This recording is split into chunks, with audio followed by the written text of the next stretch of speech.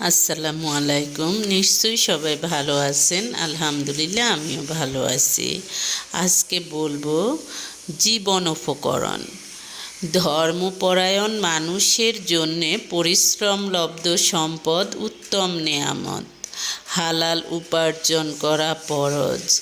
মিতব্যয়িতা উত্তম জীবিকার অর্ধেক। এমন একটা সময় আসবে যখন একজন মানুষ তার উপার্জন বৈধ না অবৈধ, হালাল না হারাম এই চিন্তার ব্যাপারে সম্পূর্ণ নিষ্ক্রিয় হয়ে যাবে। পাপে লিপ্ত হলে মানুষ অনেক জীবন উপকরণ থেকে বঞ্চিত হয়। আল্লাহর উপর পুরোপুরি আস্থা রাখো, তিনি তোমাকে সেভাবে জীবন উপকরণ দিবেন যেভাবে তিনি পাখিদের দিয়ে থাকেন। পাখিরা সকালে খালি পেটে বের হয় আর সন্ধ্যায় উদর পূর্তি করে নিড়ে ফিরে। হালাল উপার্জনের জন্য মেহনত করো, প্রয়াস চালাও।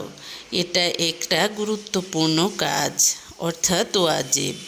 তোমার মাধ্যমে যদি কেউ জীবন উপকরণ পায়, তার জীবন উপকরণ আটকে দেয়া তোমার গুনাহগার হওয়ার জন্য যথেষ্ট। আল্লাহ তোমার জন্য যে জীবন উপকরণ নির্ধারণ করে রেখেছেন তা পুরোপুরি না পাওয়া পর্যন্ত তুমি মারা যাবে না।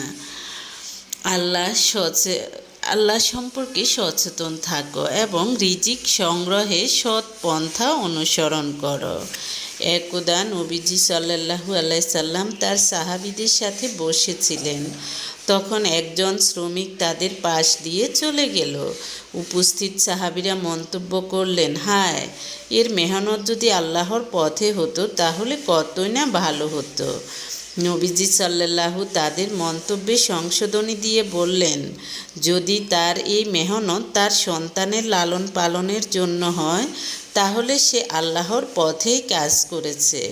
তার মেহনত যদি তার পিতামাতার ভরণ পোষণের জন্যে হয় তাহলেও এ কথা প্রযোজ্য হবে।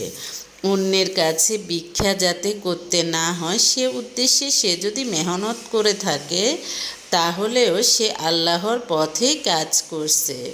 তবে শুধু বিলাসী ভোগ্যপণ্য ক্রয়ের উদ্দেশ্যে যদি সে কাজ করে তবে সে শয়তানের পদাঙ্ক অনুসরণ করেছে।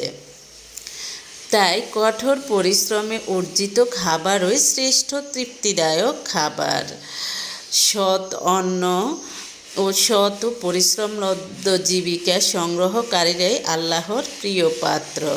হালাল উপার্জনের জন্যে মেহনতকারী বিশ্বাসীকে আল্লাহ ভালোবাসেন। অক্লান্ত পরিশ্রম করো, তাহলে আল্লাহ তোমাকে পুরস্কৃত করবেন। আল্লাহ তোমাকে একজন